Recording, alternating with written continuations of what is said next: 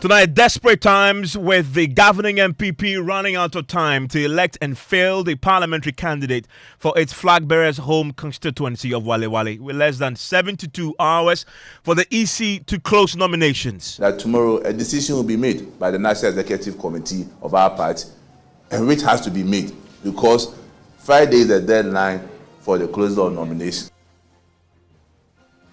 Plus, the dramatic shift in the party's position on its members who are running as independent candidates, with increasing number of sitting MPP MPs going independent. All those who have gone as independents, the party will continue to engage them to the latter where we realize that maybe there's nothing more that we can do. But we still have hope that all is not lost, and we shall continue to engage our members who have gone independent. Thank you.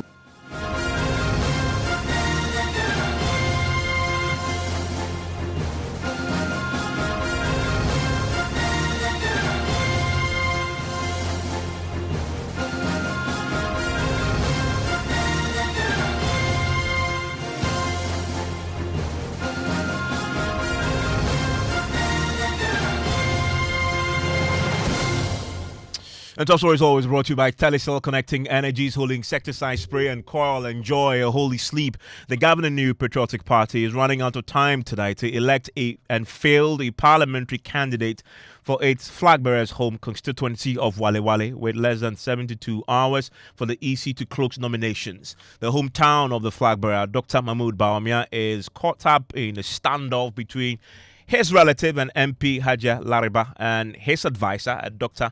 Mahamatia Kabiru. A high court nullified the June 24 primary, and a chaotic rerun saw a ballot box snatched last night, leading to the EC avoiding the election altogether. That has been truncated now, and that election is one that has been postponed indefinitely. The party is scrambling to find a solution to this. The General Secretary, Justin Frimpong-Kodia, has been addressing a news conference. He says the party is waiting for a thorough report before a decision is taken.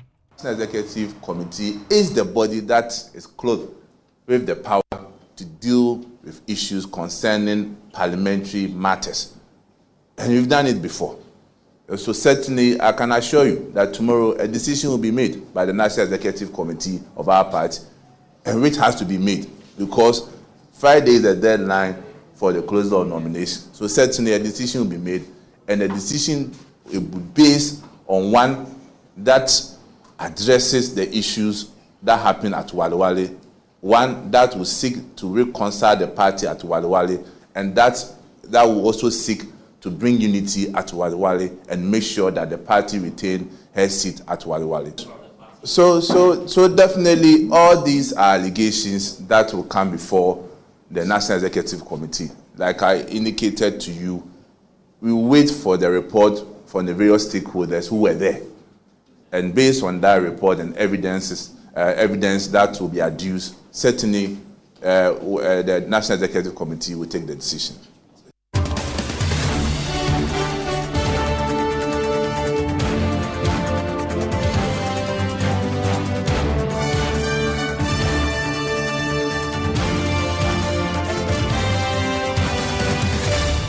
Take it to the ground pretty shortly, but joining me in the studio is Winston Amma with the political desk. And Winston, this is a very interesting situation where the MPP is facing the real likelihood that by close of day Friday, they may not have a candidate who has filed his nomination with the Electoral Commission for a constituency we know is a home constituency of the party's flag bearer and the vice president. Yeah. And Evans, look, talking about the Wale Wale constituency, in 2008 when Dr. Mahmoud Bawumia was running with Nana Danko Akufo-Addo, the NPP failed to win that constituency. But then in 2012, the NPP, with Dr. Bawumia's running mate Nana Akufo-Addo, managed to win the Wale Wale constituency. And since then, the NPP has been winning that constituency, even when it comes to the parliamentary election. Now, in 2004, 2008, the NDC won it with Idrisu Zakaria Alidu. But then in 2012, in the build up to the primaries of the NDC, Evan, something happened. And that's something the NPP may have to learn from.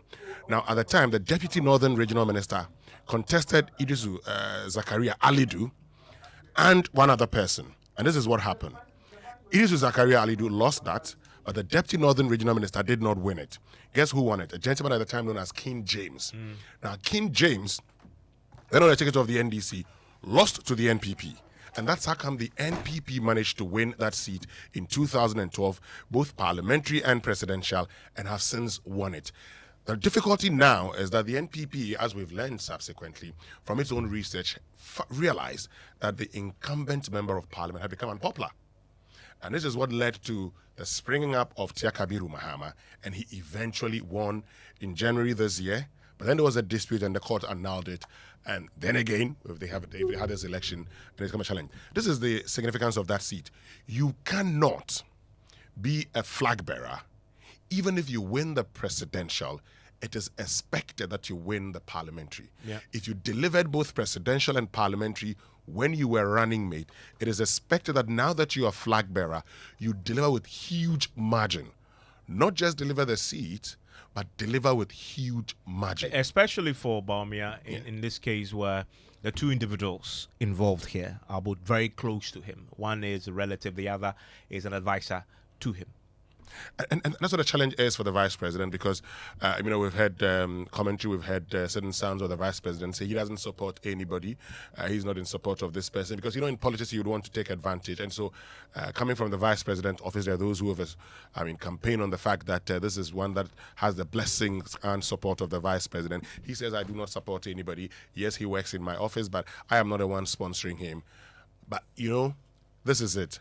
Whatever happens, the NPP with Dr. Bawumia as flag bearer cannot afford to lose that seat. And Evans, this is the issue really. Look, the NDC's candidate, Abdallah, contested in 2016 and in 2020. And the margin of victory between Akufo-Addo and John Mahama is actually more than the margin of victory between Larba, Abudu, and Abdallah in 2020. So this is a man who contested in 2016, 2020, the NDC's candidate, and he's contesting again. And in 2016, while Akufo-Addo beat John Mahama by in excess of about 4,000, the NPP's candidate beat him at just about 2,000. So if you are the NPP, you're worried, because if you do not take time, you could lose this seat to the NDC. In a year like this, Yeah. when everything else seemed to be against the party, you don't want to lose ground in a place like Wale Wale that you flipped on the back of a strong showing by the candidate himself, who then was a running mate. Now he is on the ticket. This is not the time to leave a place unstable. And this is why the party is taking a very serious view of this. But they are running out of time. They just have less than 72 hours to go to have somebody either elected or the party makes a decision to go with one of them. Whichever way this goes, somebody's going to be very, very unhappy. At a time when we're going to be talking about the independence shortly, where many sitting MPs are going independent. The fear of the party really, Evans, is that Lariba is one you cannot talk to. Tia Kabiru Mahama is one you can talk to. And so, the party is, if you were to speak to Tia Kabiru Mahama today, I'm not sure he'll tell you this, but there's been a lot of overtures to him to, understand and all of that. But the question is, who do the people, the electorates want? Is it Lariba? Or is it Tia Kabiru Mahama? The NPP's own research shows that people don't like Lariba. And they have to make a decision. And they have to make a decision very, very quickly. And they are waiting for a report from the ground. They've sent a team there. It's led by Masaudu Osman, is the National Third Vice Chairman. Joins us right now on the phone. Thank you, sir, for your time here on Top Story. Yeah, good evening, guys. Great to have you. We just listened to the party's General Secretary say you're waiting for a report from you and your team before they take a decision. Have you sent that report yet? Yeah, I'm about to send a report. What the General Secretary says is true.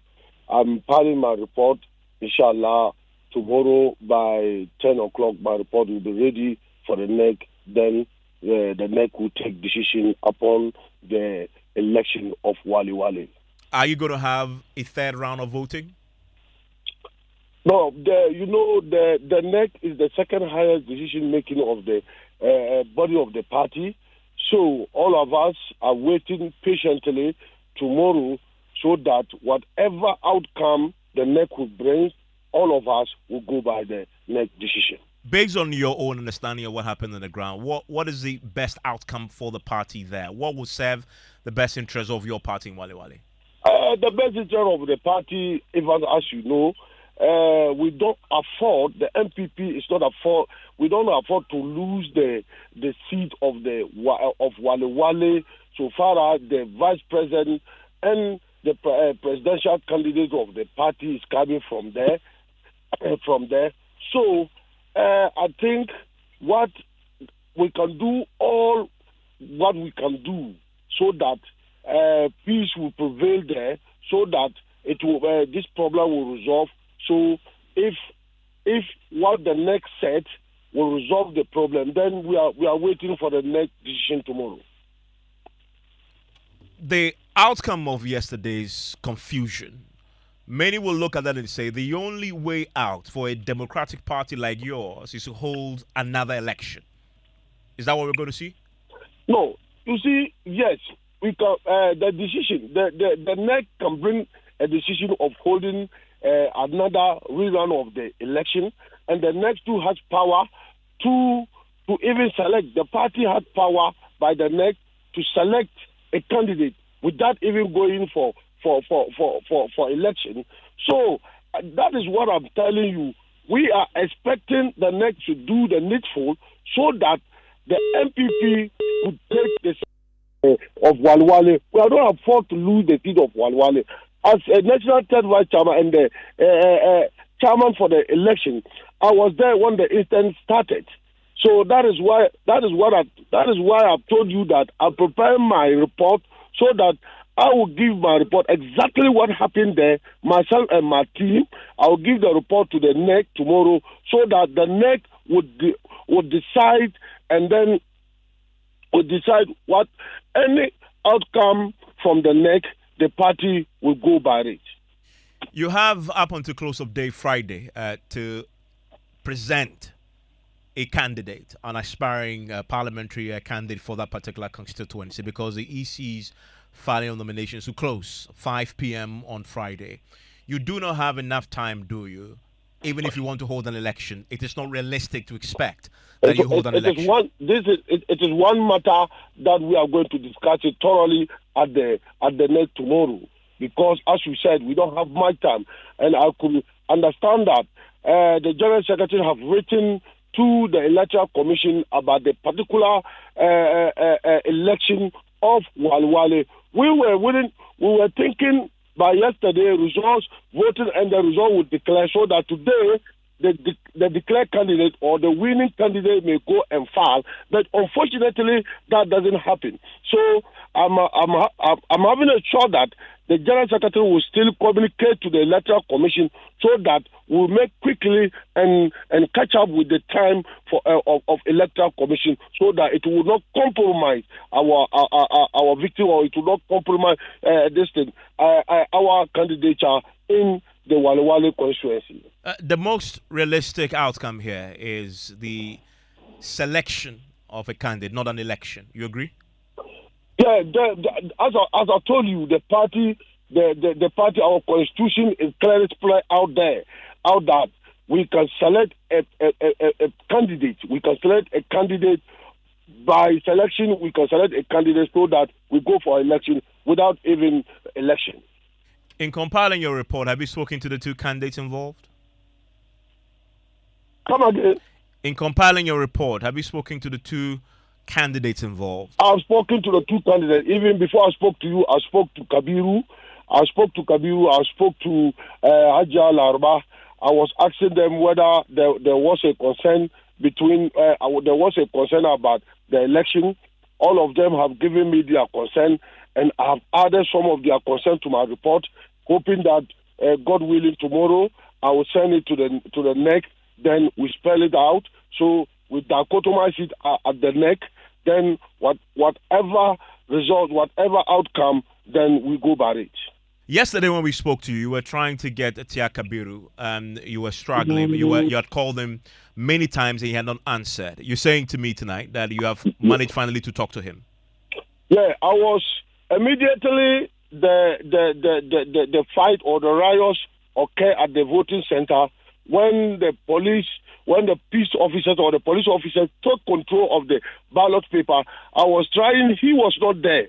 He was not there. There was chaos everywhere. So I was trying to call him and to inform him this is what's happening at the voting center, so that you'll be aware that the voting at the end of the sorting, sorting, it has ended up with a riot. It has ended up with confusion. And one guy, Kamara, who came, and it has all over confusion. But this is the information that I was going to give it to him, that the ballot got so being good, it has been scared, it is in the hand or in the custody of police. They send it to the police station. This was what I was going to tell Kabiru when I was calling him. By that time, I think he was also busy. He was also busy because his supporters were out there agitating, shouting, and making noise, throwing stones. The same thing as Larbatu, their supporters are there shouting. Everybody was busy. That was the reason why I couldn't get him. But later on, before we brought the ballot papers to the police station, the Walwale District Police Station, I got him up. I spoke to him. He listened, and even one of his agents came in the police station when we were all present at the police station.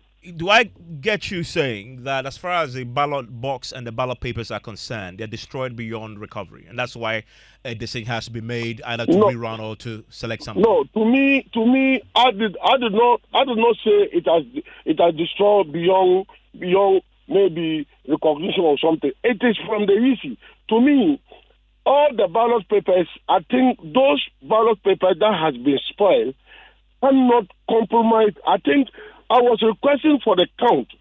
I was requesting the EC to count the number of votes that we have sorted. Because if you look at the papers, both papers that we sorted, it was plenty. Because I think both of them could cross 400. The total number of votes was 842, or was 826.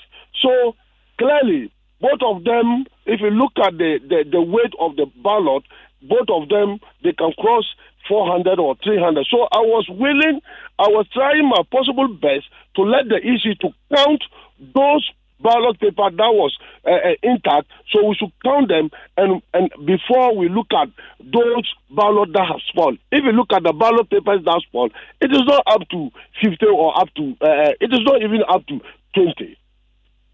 So you still believe that those ballots can be counted? To me, as a chairman of the committee, I believe that if we want justice, if we want to know how much one gets, how much Mr. A got and Mr. B got, I still stand by counting the valid ballot papers that have been sorted. It's still at the custody of the police. Is that your recommendation to the party tomorrow in your report? Yeah, it's part of my recommendation. My recommendation in my report, because Evans, I'm telling you this categorically. I'm telling you this. These ballot papers, those papers that we sorted, they are plenty. If we count it, it can even justify the winner of this election, because those papers that have spoiled, they are not up to. If you ask the EC clearly know that I was there. The EC was there. If you ask the EC would know that those ballots that spoiled, it is not up to 20. It is not up to 20. When we count this ballot that have sorted for Kabiru and Hajia, I'm telling you, Ivan, it can justify the winner of this election, because I'm having the hope that one of the candidates may even win more than 100 votes.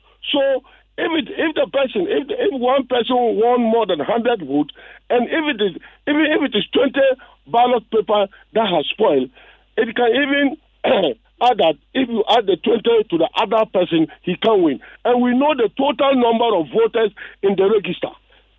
We know the total number of voters in the register. So we compare the total number of people who voted and the total number of people who cast the vote, and we calculated and deduct those papers who spoiled. We can clearly identify the winner of this election. Thank you very much. That there is Masaudu Osman, the National Third Vice Chairman of the MPP, and his report will be submitted to the party for the party to take a decision. But he's giving us an indication what will be in that report. He believes those ballot papers must be counted because it will still, even with those that had been destroyed, you still have enough for an outright winner to emerge. We'll see what the party decides at the end of tomorrow, but they really do not have time. Less than 72 hours to close this and present a candidate before the Electoral Commission, who will have to now go around, gather signatures, fill the nomination papers, and file them before the close of day on Friday. If that doesn't happen, there's a likelihood that the MPP will go into the polls this year without a parliamentary candidate in Wale Wale, and that is going to be one big hurdle for the party because this is a constituency, as you said, that we know is a home constituency of the party's flag bearer, the Vice President, Dr. Mahmoud Bawumia.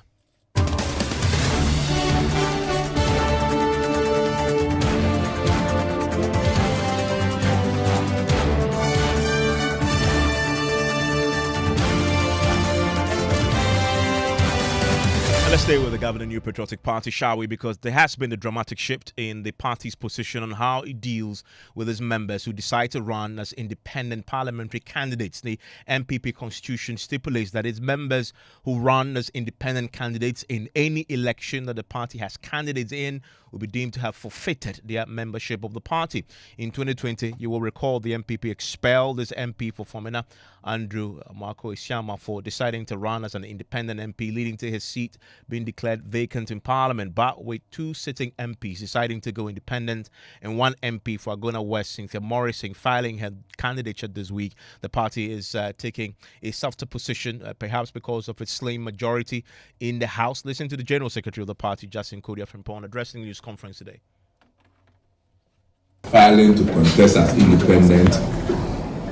As a party led by our national chairman, Mr. Stenayesu, in team when we took over the reign as national officers, we made it a point that we will ensure that there is free, fair election in our parliamentary primaries. And the media can attest to it that we organized one of the best parliamentary primaries the party has ever had. And the results were very clear that the people decided on who they want to become our parliamentary candidate in the various respective constituencies. So anyone who goes to elections definitely always have that idea that it's either the person will win or the person may also lose. So as a party and a true patriot, expect that everyone who went to elections and couldn't win will support the one who won. But in case of all those who are gone as independents, the party will continue to engage them to the latter where we realize that maybe there's nothing more that we can do. But we still have hope that all is not lost and we shall continue to engage our members who are gone independent. Thank you. And that is the General Secretary of the MPP. I want to bring in the national organizer of the party, Henry Nanabwashi, joins me right now. Henry, thanks for your time here on a top story. Your party's constitution is very clear. The General Secretary is saying that you will be engaging them, but the party's constitution says, quote, a member of the party who stands as an independent candidate against the officially elected member of the party automatically forfeits his or her membership of the party. So why are you not enforcing this strictly this time? We still believe that we can still undertake some deeper and more detailed consultation in getting these honorable members back. So the elections will be on the 7th December. We still have some months, although we don't have time, and we have also been informed that some of them have already filed. So it's a very difficult moment. I mean, when you are dealing with such situations, but you need to also be careful. So we have taken this approach. We are still engaging them. We still have some time, little time, to be specific. And we believe we have that faith politically that these members Parliament will rescind their decision to run as independent candidates. How many of the members have so far filed or have taken forms with intention to go independent? But the indication we have will be that of Honorable Cynthia Morrison and then the Suhum MP. Those are the strong indications we have for now. And we are engaging them, and I think that approach should be encouraged. Maybe there are some challenges, there are some issues. I think that's a party, and then once there are also MPP members, I'm sure that if we engage them detailed and deeper, we will. I mean, in 2020, you fully enforced the constitutional provision when it came to the former MP. What has changed in 2024?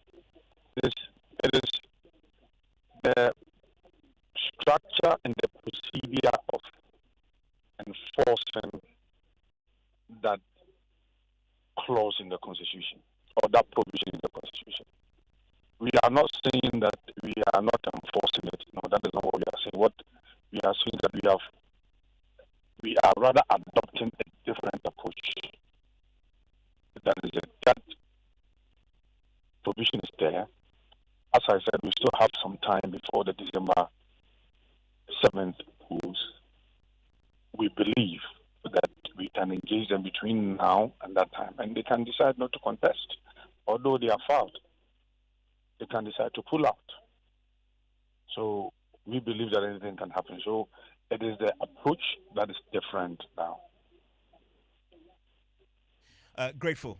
That there is the national organizer of the party, Harry Nanabuachi, speaking to us about the different approach the party is taking this time around in the face of that very strict constitutional provision. We will be re-engaging with him on another issue very shortly on Newsnight. You want to stay with us as the NDC is tonight mobilizing its supporters across the country to march on EC offices across the country as they demand a nationwide forensic audit into the party's electoral register. You want to stay with us for that. Plus, we bring you the very latest on the Galamsey war. We're hearing tonight from the Peasant Farmers Association, who say their members have been affected. Their farmlands have been taken over by illegal miners, and we're now facing a real possibility of food insecurity, shortages across the country as their irrigation bodies have now all been taken over by illegal mining. We're also hearing tonight from the Christian Council. They'll be joining the Media Coalition Against Illegal Mining tomorrow for a press conference that will declare a roadmap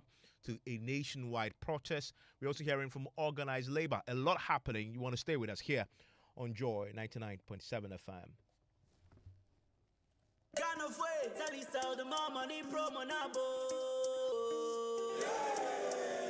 Everybody likes money, but what do we like more than money? More money! Join the Telecel More Money promo and win money, more money, and even more money. Simply opt in for free and reload your mobile and broadband and be the lucky winner of the 1 million Ghana cedis grand prize. Also win cash prizes of up to 3 million Ghana cedis in the daily and weekly draws. Opt in for free by dialing *500# or send WIN to 500, or you can opt in on the Telecel Play app. The more you reload, the higher chances of winning in the Telecel More Money promo. Keep loading, win, and be a millionaire. Telecel.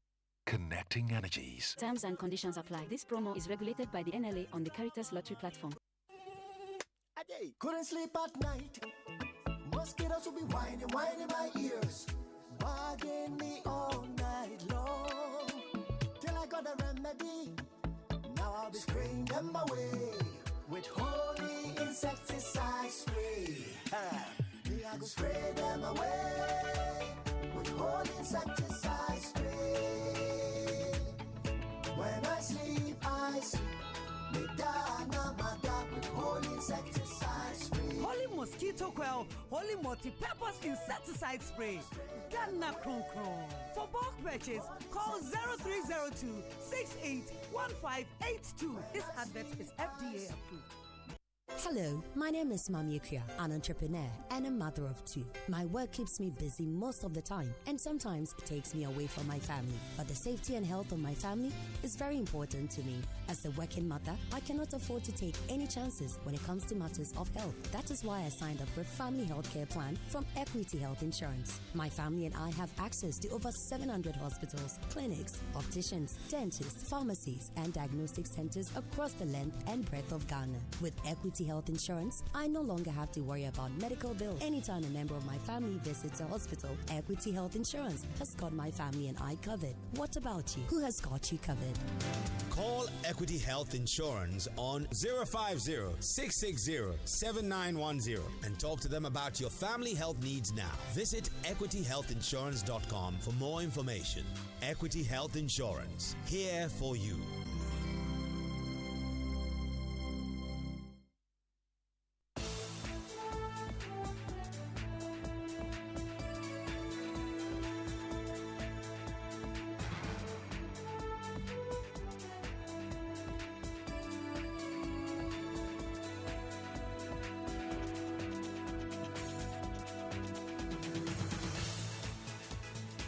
"88 days to the 2024 presidential and parliamentary elections. Good evening and welcome to Newsnight. Tonight, organized labor, dozens of civil society organizations, as well as the media coalition against Galamsey, brace itself for massive showdown against government as it demands total ban on illegal mining in the country. Our posture now for Wednesday's meeting is to be able to bring all of these civil society and call on who is the commander-in-chief of Ghana's military, who has the power to declare a state of emergency. And as the hashtag No to Galamsey will bring you details as peasant farmers warns of imminent food crisis as illegal miners are forcing its members to sell their farmlands to them. Unfortunately, we do not have enough irrigation schemes. So on that level, we are already at a loss. Now, we are adding the destruction of farmlands that we are supposed to use for farming activities. We are losing that. And finally, Christian Council demands government names and prosecute political exposed persons involved in Galamsey.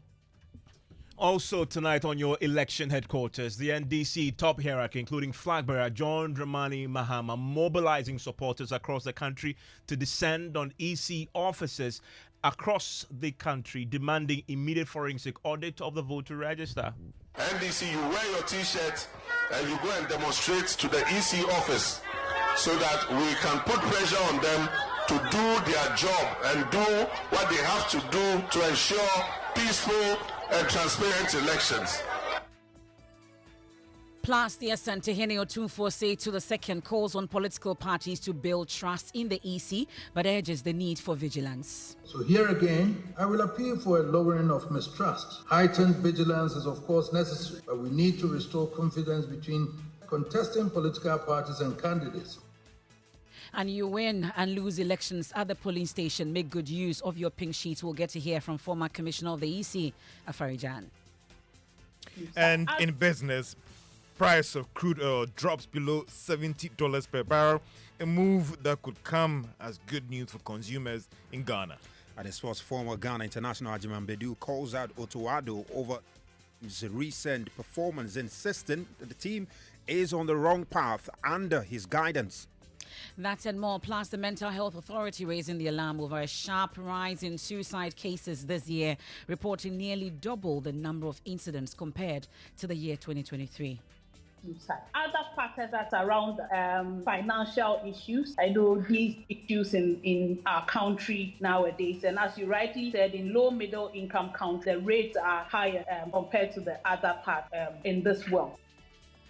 That's and more coming up in tonight's edition of Newsnight. We're live on Joy 99.7 FM here in Accra, in Kumasi on Love 99.5 FM. We're on myjoyonline.com, Twitter Spaces, that's X Spaces, and then also on Facebook. The hashtag is Newsnight. Do join us with your thoughts, your comments at 055 11 997.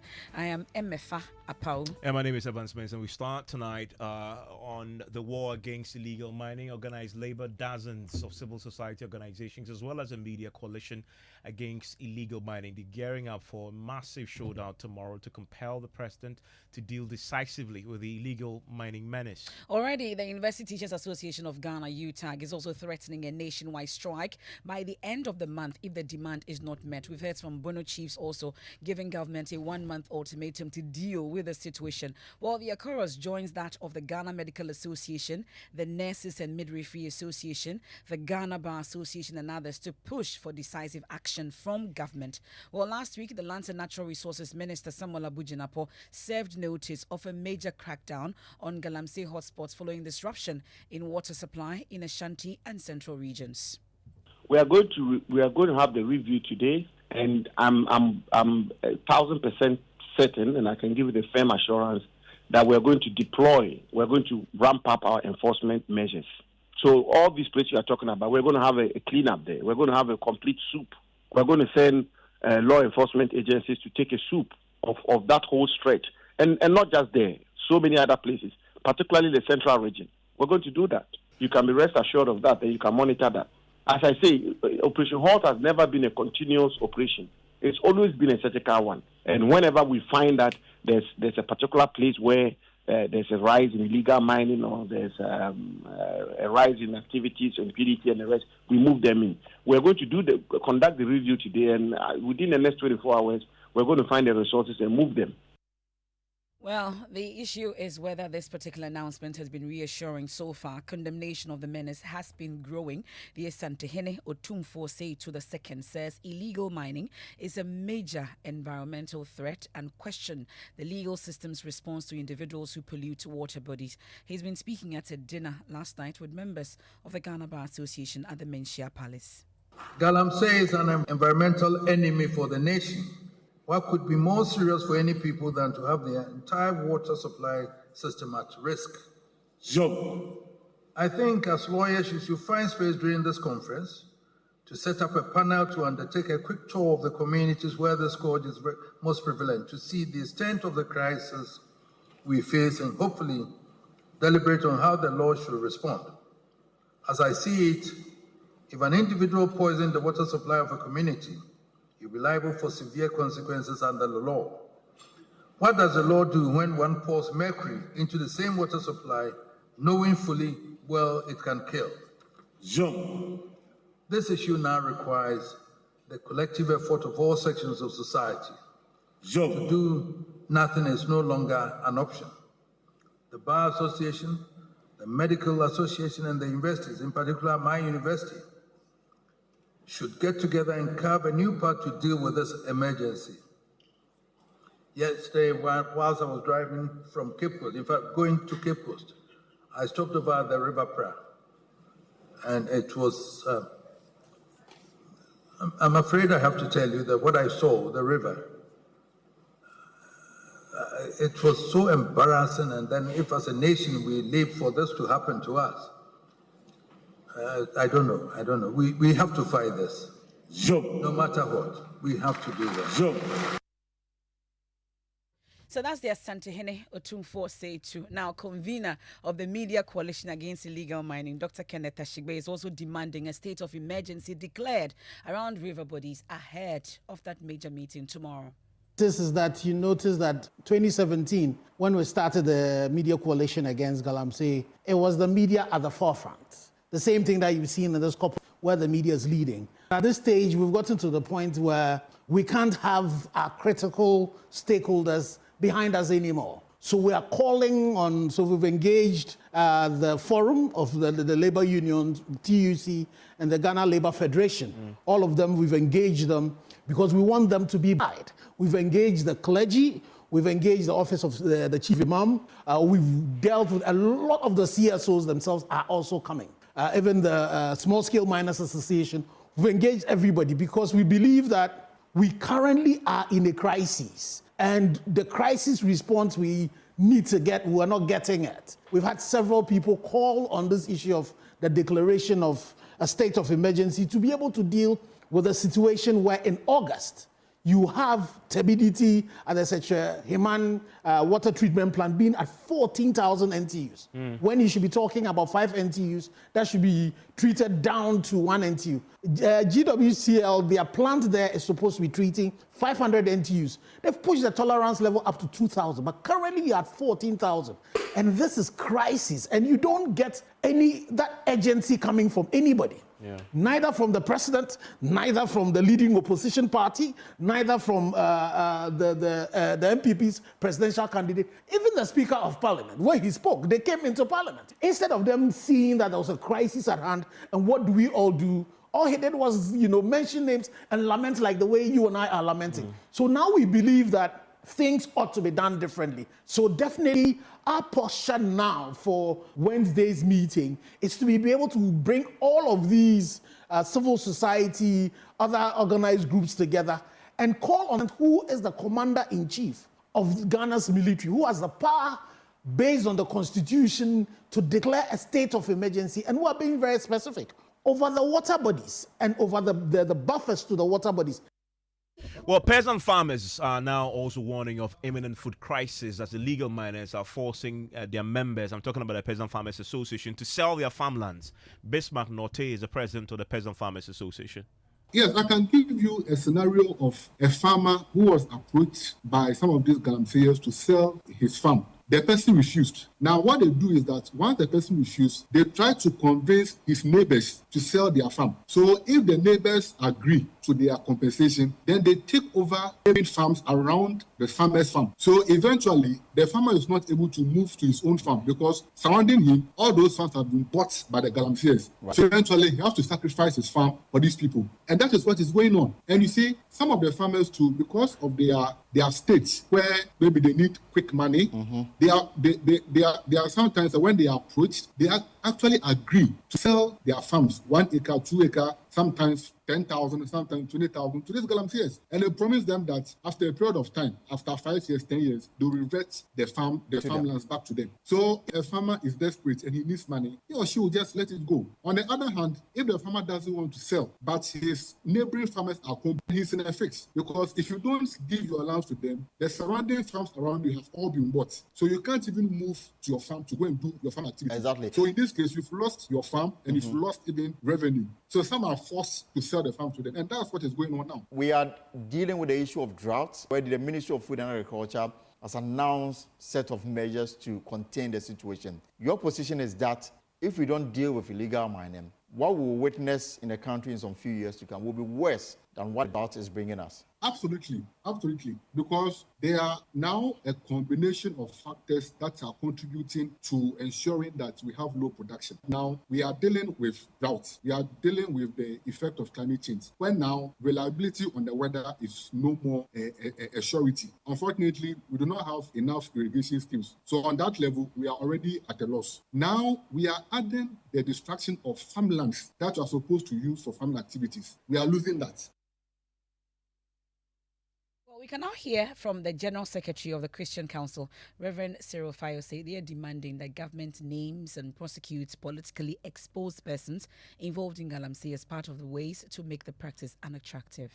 So this is what we did some time ago, and the problem is still there with us because, as I said, the problem is more complex than sometimes we paint it to be. So from your own analysis, what really is the issue here that is making it so difficult for us to take a step on this matter? Well, a number of things. One is the involvement of the ordinary person. One is the involvement, and when I say the ordinary person, their livelihoods are involved. So a lot of people really are beginning to depend to live on this illegal mining. There are also a lot of big people, politically exposed people that are also behind some of these things. And unless they are prosecuted, they are named and shamed, I don't think we are going to make any headway. And the last one is that I think there should be a total ban, at least, if not a total ban, a moratorium for some time, so that we sit back and think about how to proceed. There are two ways to proceed. One is a total ban on small-scale mining, so that no one is allowed small-scale mining. Just as we don't allow anyone to mine in water bodies. There was a recent law that was passed, mining in forest reserves. Exactly. An airline that was passed to give legal right to mine in forest reserves. That should also be repealed. But the other thing is, if we cannot do a total ban on small-scale mining, at least the small-scale mining companies must be community-owned. I think there is a proposal like that in public circles that can be looked at so that we can mine, and the mining should be owned by the community and should be done responsibly. So that's the Christian Council General Secretary Cyril Fayose there speaking to Elton Brobe on the polls. Well, there were many who were calling for the Christian Council to speak on the matter. They have spoken now. We also heard the Ghana Bar Association yesterday on that matter. They're raising concerns about the politicization. Well, today we've been hearing from the Media Coalition Against Illegal Mining. Starting tomorrow, I'm sure when we finish, we'll go through the timelines and what is going to happen. Labour has also joined, and we can hear from the Deputy Secretary General of the Ghana Federation of Labour, Kenneth Kumsing, on this particular matter. Thank you so much for your time here on Newsnight. I know that there are a number of things or activities lined up in protest against illegal mining. First, let's talk about what we should expect from organized labour starting tomorrow. Well, so thank you very much. Tomorrow morning, 10 o'clock, organized labour, which is constituted by formal sector, informal sector, workers across the country, we've all decided that this is the moment for us to take a decisive decision on the Galamsey menace. So tomorrow morning we'll have a meeting to critically review the situation, considering that it's an emergency, and then put forward our statement officially for determining what should be the response from government going forward. And the statement officially you talk about, what does it entail? Are there any specific issues or decisions that you're hoping that government will take when it comes to illegal mining? Well, I think that on the 30th of August, the Ghana Water Limited issued a communique which indicated largely that the reason for the lack of supply of water to Elmina, Cape Coast, and its environs was associated with the activities of Galamsey. It went further to suggest that the turbidity ratio or level, which ordinarily you would record 2,000, is escalated to 14,000, and which obviously require a certain swift response from civil society organizations, trade unions across the country. The reason is simple. This is our life. This is our health.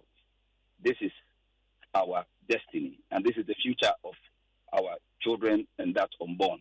So this is quite a very important matter on the agenda of organized labor.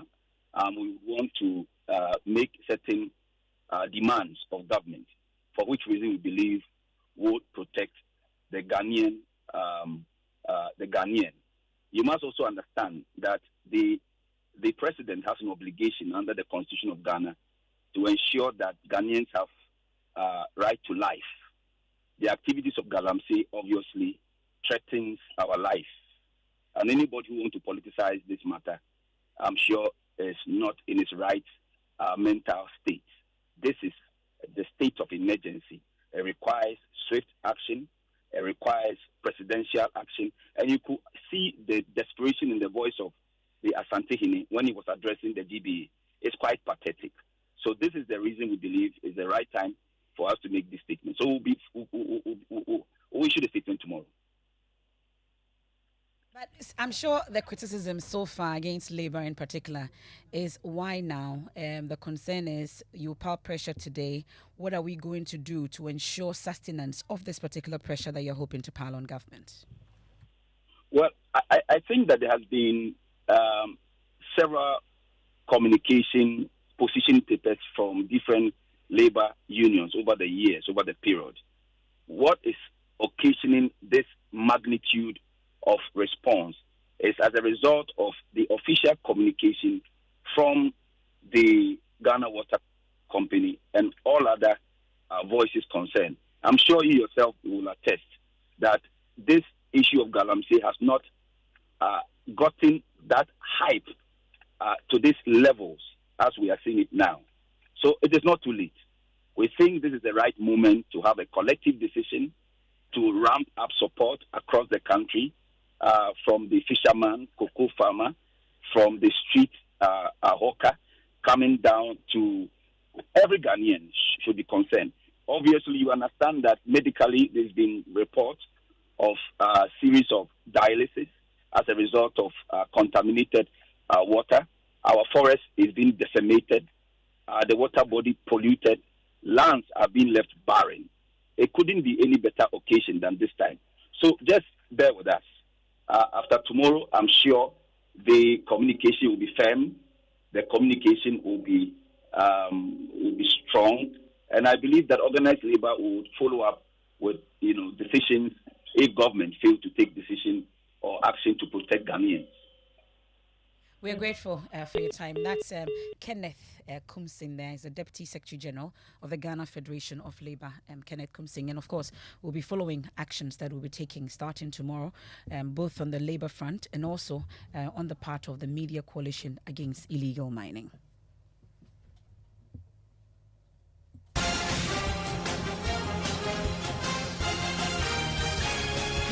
Election Headquarters is brought to you by Petrosol Platinum Energy, energizing dreams. The Chartered Institute of Management Accountants, CIMA, and the American Institute of Certified Public Accountants, AICPA, together as the Association of International Certified Professional Accountants. German Ozone Medical Center, alternative therapy, dental, wellness and beauty, Chopbox Technologies, a convenient service, and Youth Bridge Foundation, bridging the gap for positive youth development.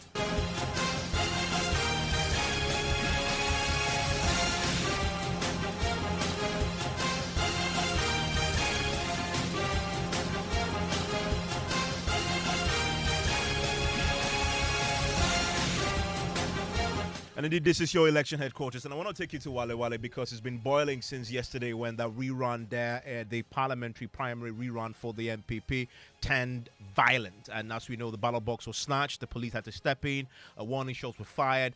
As it is tonight, the party isn't certain how they're going to resolve this. But they're running out of time, 72 hours before the EC closes the filing of nominations. We are delighted to say we can now bring in the Hajia Lariba, who is incumbent member of parliament for the particular constituency, and she joins us on the line right now. We've seen a statement on this particular matter, and it appears from what we're reading that she may just have decided to step aside. And the statement says, following the inconclusive rerun of the parliamentary primary in the Wale Wale constituency yesterday, where the Electoral Commission unable to declare a result as a result of an unfortunate incident, I have decided that in the interest of the greater good of the new patriotic party and peace and unity in the Wale Wale constituency, I will no longer be a candidate for MP in the 2024 elections. I am therefore formally withdrawing from the race. It goes on to thank the party, amongst others. It's signed Lariba Zuwaira Abudu, Honorable MP, Wale Wale constituency. Madam Abudu, can you confirm if this is indeed your position as we speak tonight? Yes, please. I think I released a statement. And what changed? What caused you to take the decision? As the statement, as I heard Sarah reading the statement, just for the sake of the party and unity of the constituency, we need to embrace peace. 7 months down the lane, we have been traumatized within the constituency, so it's better at least we give peace a chance. So that's why I decided to issue the statement. Were you forced to issue the statement? They should have, if actually I should have been forced a long time. No, nobody forced me. And you realize what happened yesterday. It was inconclusive. They didn't declare. They didn't even count. But how long can we continue to be doing this within the party and the constituency? They need somebody to represent them. And I have had the opportunity to represent them. And if somebody is coming or I'm going again and there are issues, at least I'm very mature. I should know where and when and why I'm doing this. So I've decided that I wouldn't go again. Maybe doing this in the interest of peace, like you say, but are you happy to actually take this decision? Why not? If I'm not happy, I wouldn't have released the statement. I'm happy. I've thought, I've reflected, I thought over it, and that's why I came out with the statement. In this The elections happened yesterday. Yesterday, you were hoping to have won this. 48 hours on, less than that, in fact, 28 hours on, you are happy to just let go. It's hard to believe that this is something that you have taken without party's influence and trying to cajole you into taking the decision. I don't think so. Nobody can influence me, and nobody can force me to do this. We have gone to court. I took the 27th January. We went to court, and they granted rerun, and the same incident again happened. So why should I hold my party ransom because somebody felt that he should be a candidate? So I just decided that no, I will let it go and let peace prevail. So nobody has influenced me. Have you spoken to the vice president? No. He's not called you since yesterday? He hasn't called me. Have you called I him? haven't spoken because maybe I don't want to talk to him. I sent the letter to the general secretary. He is our general secretary for the party, so he's the one I sent the letter to. The vice president never called me. He should have stopped me long, but normally that's the problem. You always want to put vice president. And I'm also a party person, so it's not good always say vice president. No. Hearing you, it sounds like it's not a good relationship between yourself and the vice president. Oh, really? I don't think so, Sarah. Don't say that. You think stepping down means you don't have a good relation with somebody? You think you should have done more when you had these issues in the constituency? The vice president? Yes. Why? What do you think he should have done? To try. Tell me. It was a free run for everybody. He didn't force anybody to come out and contest. So why should he force somebody? Considering that you are the sister, as we are told, and then his advisor is contesting I'm happy that you are saying that as you are told. Are you? Okay. Are you not? I don't know. You are telling me, Sarah. You are not related to the vice president in any way? I don't know. You are the one saying it. At least you can clarify that. You have the opportunity to do so. Why not? Within, well, everybody is a sister or a brother. It doesn't matter. So it's not a biological relationship. Is my cousin. Do you know that? You're telling me? Yes. So that is it. So everybody is related one way or the other. So it's just, Sarah, you are also my relation, right? It's Emefa here. Sarah spoke to you earlier. Oh, okay. Thank you. Thank you so much. We're not done. We're not done yet. Just very briefly. No, there are a lot of people are here. Very briefly. For Tia Kabiru, will you be supporting him? Your call has been put on hold. We lost him there because that is an important point to clarify now. That and then also whether she will remain in the party, considering that we are having a lot of independent candidates coming up as a result of this particular concerns that have been raised in the party. Will she remain, in the party, or she will contest as an independent candidate? These are questions that we are hoping that she would answer. But unfortunately, she's let us go. Yeah, and that is an important point. She insists that she did this willingly and she's happy about it. The party, just on Top Story, had said that they were waiting for a report. The man who was authoring that report, Masaudu Osman, said to me that in his report he was going to tell the party that they should actually press for a recount. Yes.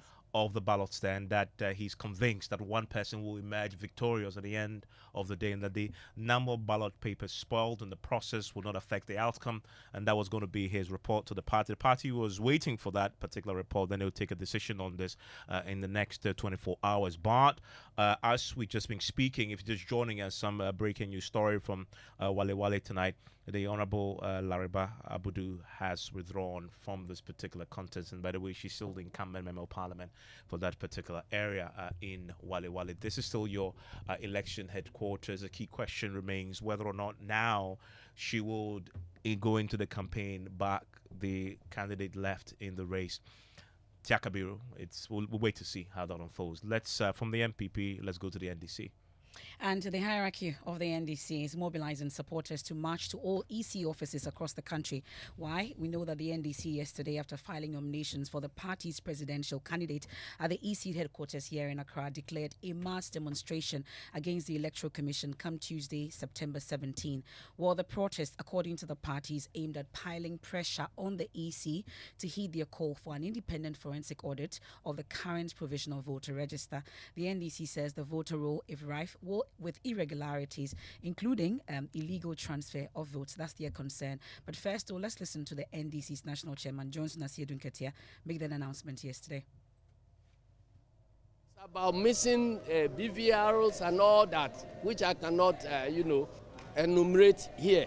And you, the media people, were with some of our people who intercepted and retrieved one of the stolen BVRs, BVDs. So far, we don't have any response. We don't have any feedback as to how the progress is being made on the case involving those who allegedly have been arrested here at your commission and so on. This all generates some amount of, cloud suspicion and all that. And so, those of you who have been asking us, if they don't comply, what would you do? This is your answer. On the 17th of this month, the NDC is embarking on a massive nationwide demonstration in all 16 regional capitals. Descend on the Electoral Commission offices, and we in Accra will descend to the headquarters and present further petitions as to why we think that they should conduct themselves in a manner that will guarantee peaceful, free, and fair elections. Well, and that is getting the backing and full support of the flag bearer of the NDC, John Dramani Mahama, on tour in the Bono region. He says he marshaled all party supporters to join the protest scheduled for next Tuesday. NDC is going to demonstrate in every town that has an EC office. Our chairman has announced it. NDC, you wear your T-shirt and you go and demonstrate to the EC office so that we can put pressure on them to do their job and do what they have to do in order to ensure peaceful and transparent elections.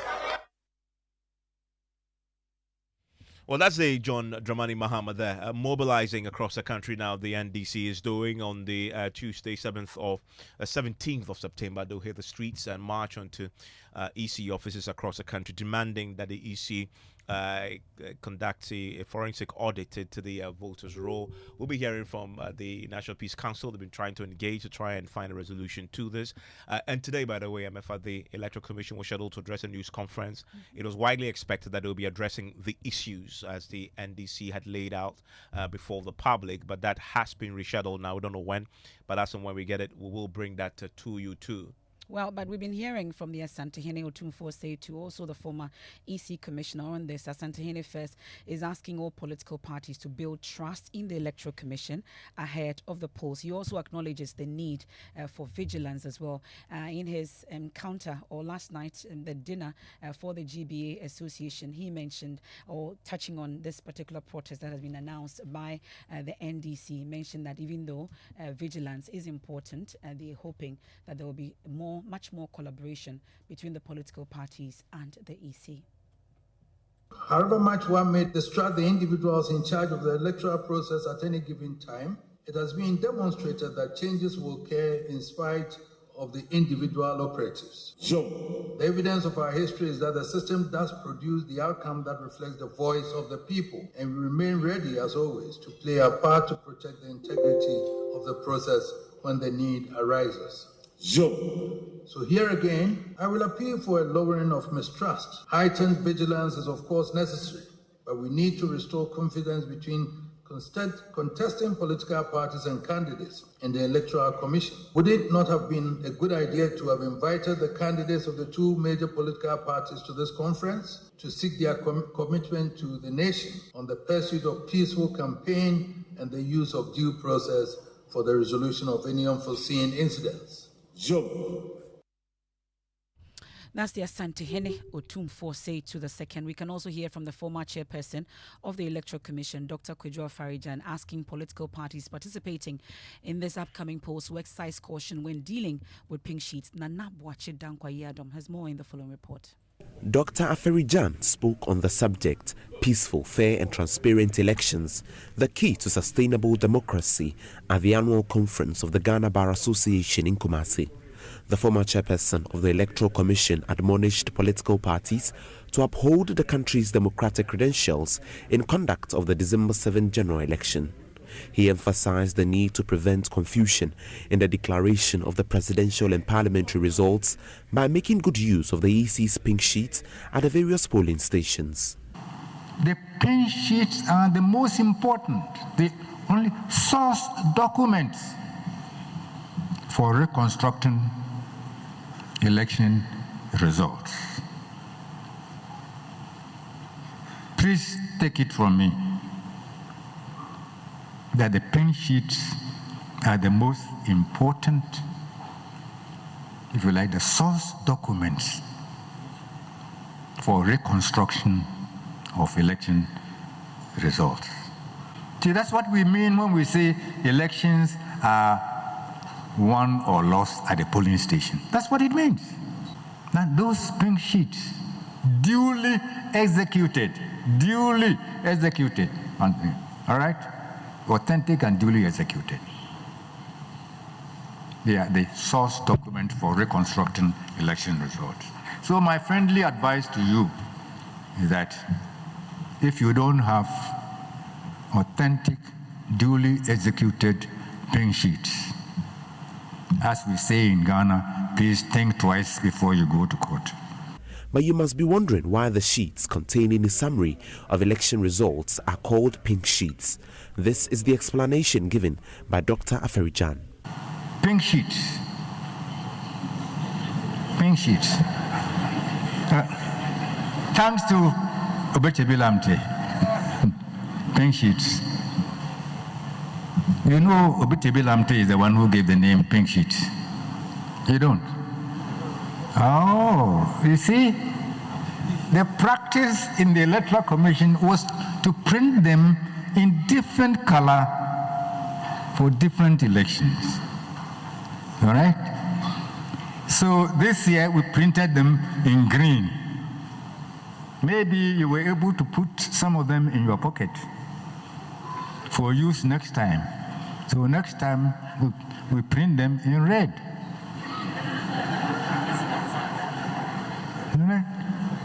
So that year we printed them in pink.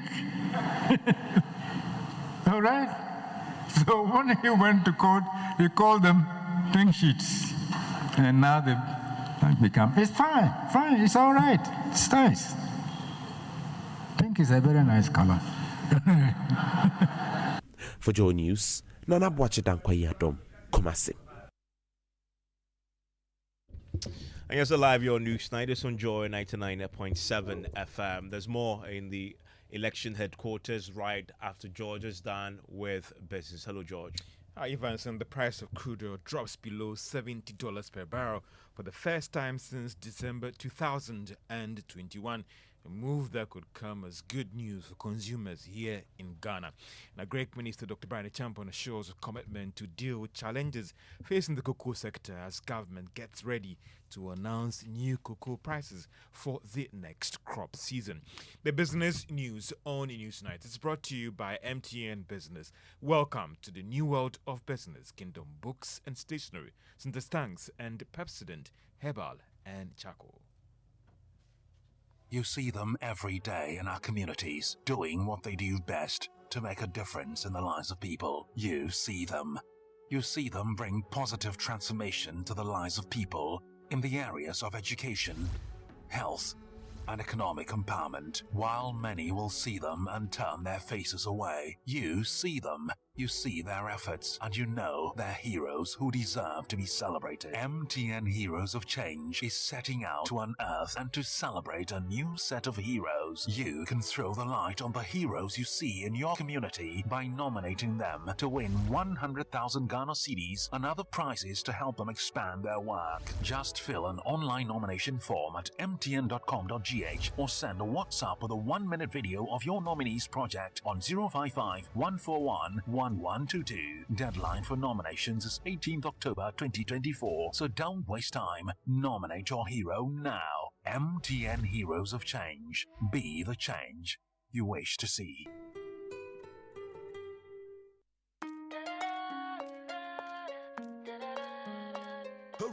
Hey! Kingdom Books and Stationery Limited's Back to School promotion is here with us once again. From August to September this year, Kingdom Books and Stationery Limited is giving a generous 10 to 20% discount on all school items like textbooks, pens, pencils, erasers, exercise books, and much more across all our branches in Accra, Tema, Kumasi, Takrade, Winneba, and Cape Coast. Parents, teachers, and students, please hurry while stocks last. For more information, call us on 0506 487 557 or 0302 764 209 or via email at info@kingdomgh.com. You can also visit our website www.kingdomstoreonline.com. Kingdom Books, where quality and affordability are both assured. Terms and conditions apply. Supposed to happen, let me find the reason.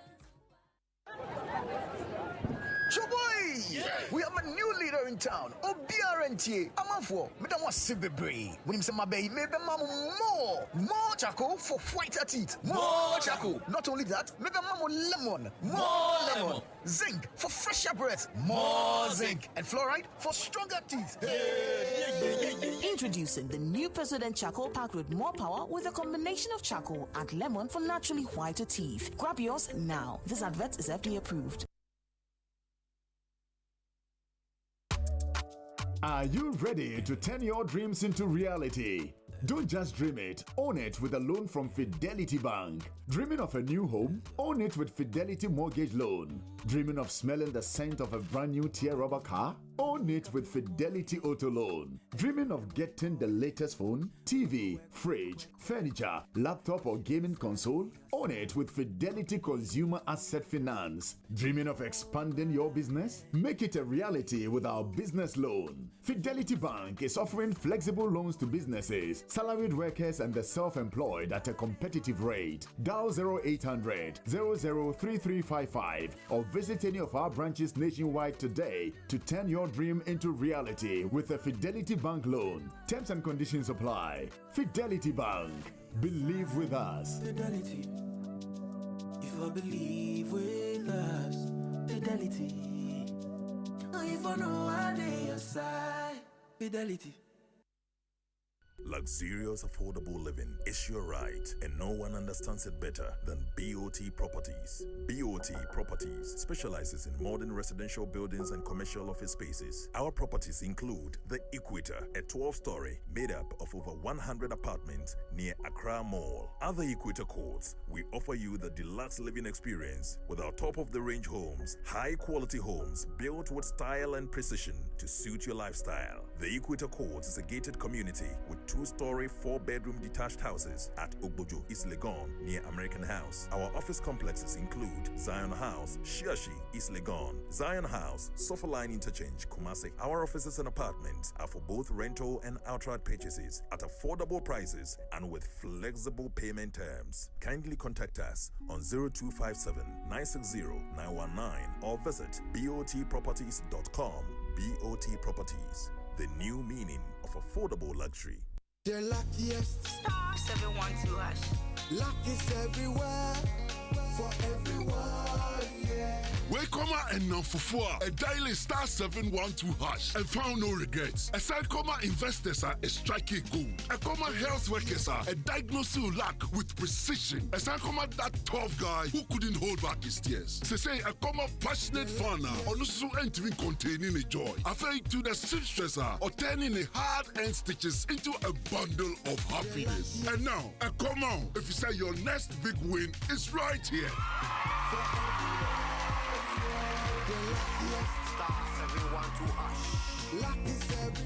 Dial star 712 hash and join the luckiest winning celebration. From the 1st of July 2024, dial star 712 hash to keep buying tickets as a group, individual, or even as a community. Win loads of cash and prizes in the community draw or go for the grand draw on the 30th of November 2024. Unlock your luck with star 712 hash. Join the winning streak now.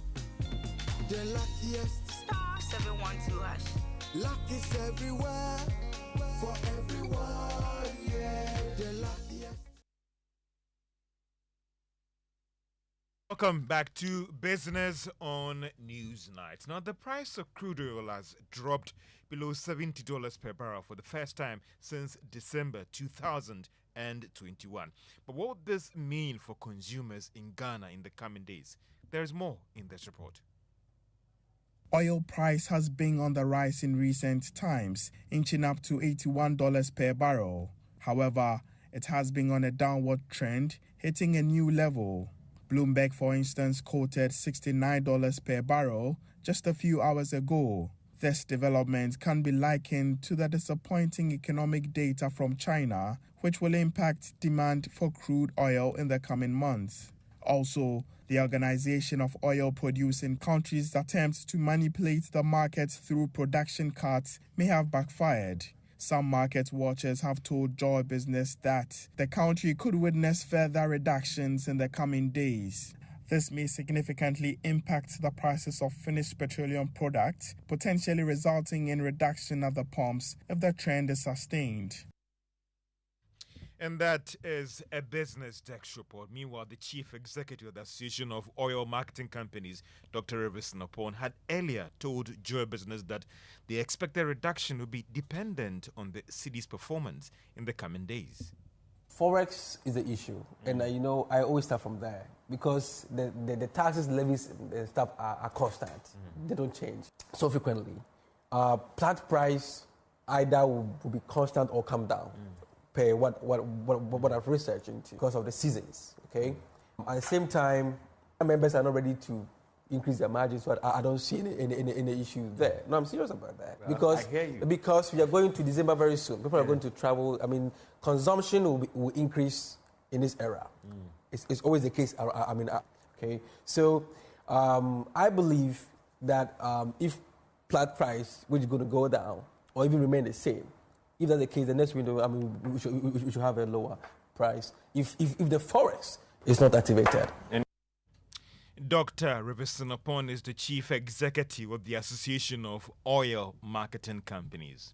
The co-chair of the Ghana Extractive Industry and Transparency Initiative, Dr. Steve Mantiao, is warning that the country's oil industry could collapse in the next 15 years.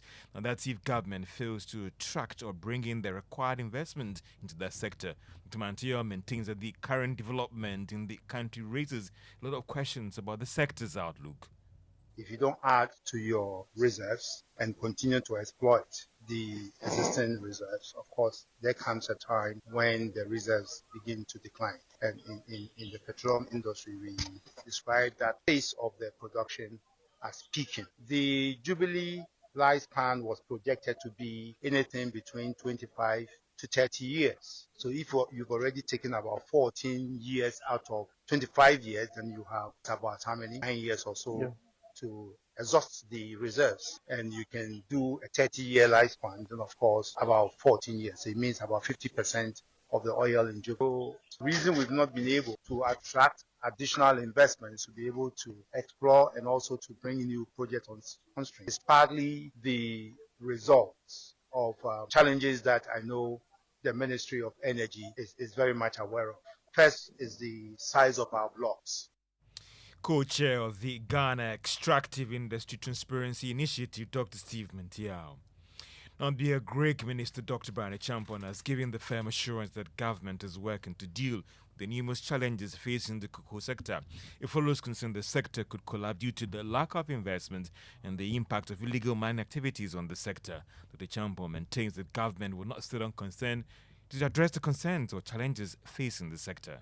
We have challenges in the sector largely last year because of El Nino. Galamsey is a problem for the industry.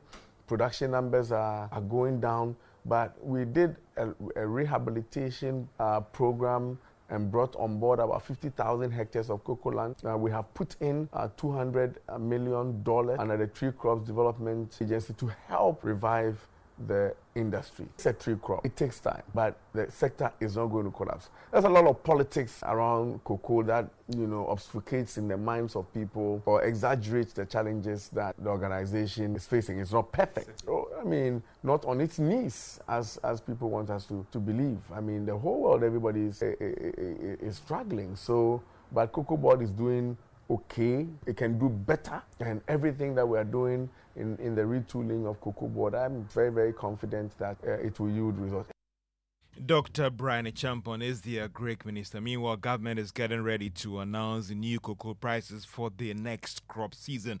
It is currently locked up in meeting with the various players in the industry, and that they will decide on the price that they will buy a ton of cocoa as well as a bag in the years going for the next 1 year. Still on this sector, let's hear from Obedowusu Adai. He's the coordinator of the Ghana Society Cocoa Platform, who actually is arguing that they want the right prices to be set for the next crop season. We know the cocoa board is in a very difficult position.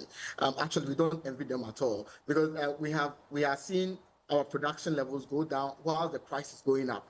And they have been running at a loss for several years, and this would have been the appropriate season to make up for some of the lost revenues. But unfortunately, farmers are also demanding higher prices, not because we just want to demand, but we are looking at our neighbors.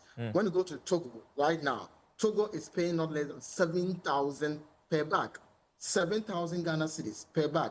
When you go to Nigeria, you go to Cameroon, you go to Madagascar, they are all paying not less than 8,000 Ghana cedis for a bag of cocoa.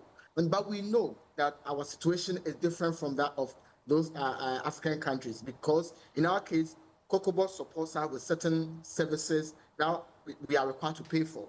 And so we understand. But looking at the numbers, we think that the worst, and please listen to my words very carefully, the worst that we are expecting from cocoa board will be 3,500.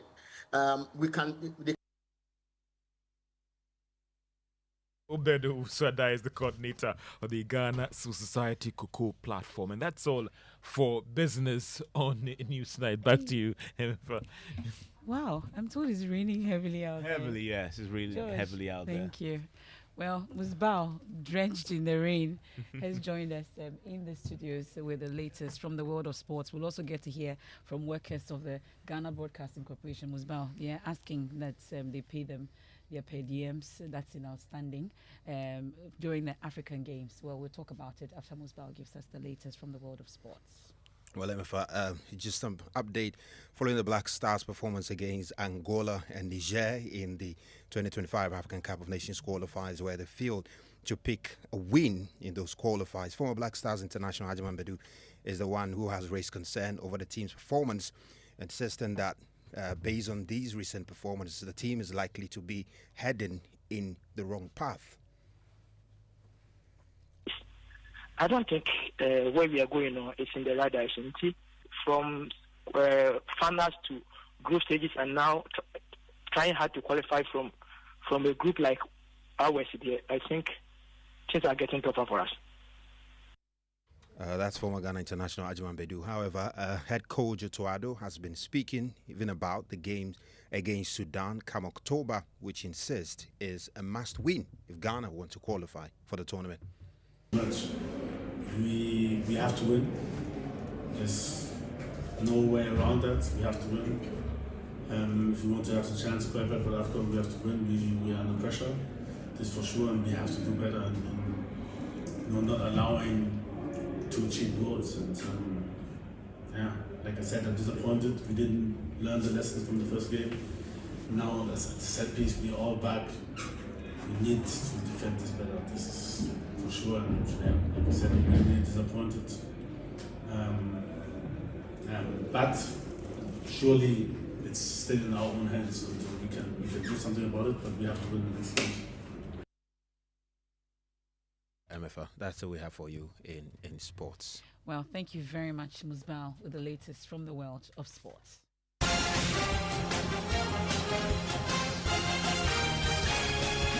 Election Headquarters is brought to you by Petrosol Platinum Energy, energizing dreams, the Chartered Institute of Management Accountants CIMA, and the American Institute of Certified Public Accountants AICPA, together as the Association of International Certified Professional Accountants, German Ozone Medical Center, Alternative Therapy, Dental, Wellness and Beauty, Chopbox Technologies, a convenient service, and Youth Bridge Foundation, bridging the gap for positive youth development.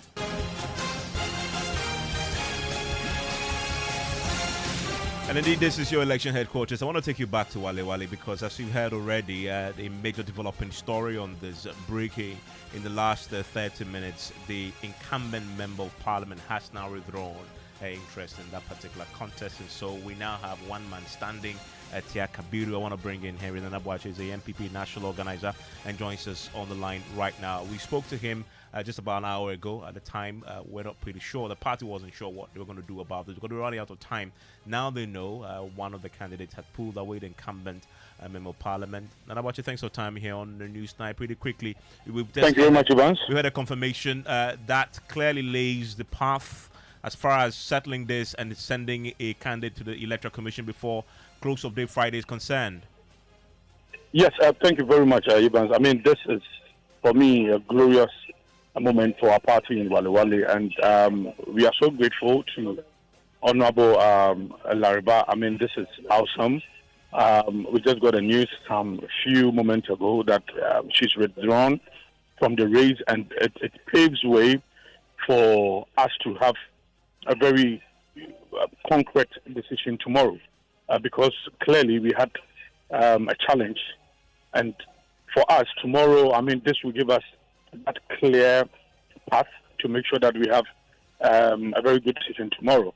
So for me, it's a glorious moment for the New Patriotic Party in Wale, and I will commend Madam Lariba highly for what she's done for the party. I mean, this is enormous, and we are grateful to her. And you are waiting for a report from the constituency, and the meeting was scheduled tomorrow. Will that still happen? Yeah, it's still going to happen because we still have some other discussion. Apart from this, although this was a main issue we're going to discuss, we had some few other matters for discussion tomorrow. We have tabled some few matters. So we're still going to go ahead with tomorrow's meeting. And the outcome, certainly, I'll speak to you again tomorrow when we are done. And very quickly, the National Democratic Congress is, as you know, is unhappy with the Electoral Commission. They are hitting the streets across the country next week, Tuesday. It's within their rights to do so. What's the position of the MPP on this and the concerns around the voters' register? It is, but Evans, I think that the former president, frankly speaking, is gaining and some unwholesome notoriety for always unleashing comments that seek to create mayhem.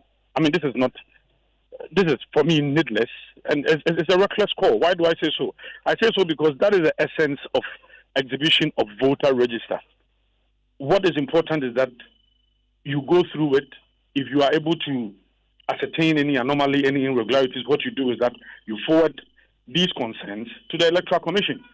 An Electoral Commission is bound by its work to make sure that everything is corrected. So for me, I mean, this call is for me needless. And we've gone through this process several times. That is the essence of exhibition. So if you have issues, if you have challenges with the voter register in some places, what you do is that you table these concerns before the Electoral Commission for some solutions to be preferred. But for you to say that, look, you are going to demonstrate in all the EC district offices and saying that the EC is planning to rig the elections for the New Patriotic Party. I mean, this is very much unfortunate. It's so reckless. And I think this should not be coming from the former president, frankly speaking. It should not be coming from him at all. If you have concerns, I mean, the EC is a constitutionally mandated body to handle these matters, deal with them. There is that platform. They've created that platform. And for me, that is a concern. I've had some few issues from our own party people saying that when they went to check, they had issues. Some said that his name was moved to one polling station. All that you have to do is that you correct these things. You petition the Electoral Commission or you notify them. They are going to correct. And very quickly, so you are happy with the register as it is? No, I'm not saying I'm happy. No, I mean, there are issues with it. I've just told you that I've even had concerns from some few people. But you're happy with the way the EC has addressed them? That is a more reason why they've taken this process through the exhibition stage. So you look at it, if you have problems, deal with the Electoral Commission. But this public outburst, this unfortunate, when you mount a stage and you want to launch an attack on the Electoral Commission, especially when you say that the Electoral Commission intends to rig the elections for the New Patriotic Party. Look, nobody can rig these elections. The New Patriotic Party will win these elections, and we are going to win with our superior track record. I've been traveling throughout the nation, and I'm telling you, people have bought into our message. They understand the project. We have brought development closer to the people. Everywhere I go, every constituency, you see the footprint of the New Patriotic Party. Well, and the voters will give us the actual verdict on election day. And thank you very much for your time. Just run out of time on this 7 p.m. now on News Night. And Hernana Boache is the MPP national organizer there on the impending protest, nationwide protest by the NDC on the 17th of September. And that's it for News Night and Emefa. Well, there's more when you log on to myjoyonline.com. We have the Geek Squad. It's a Tuesday. You'll join us shortly.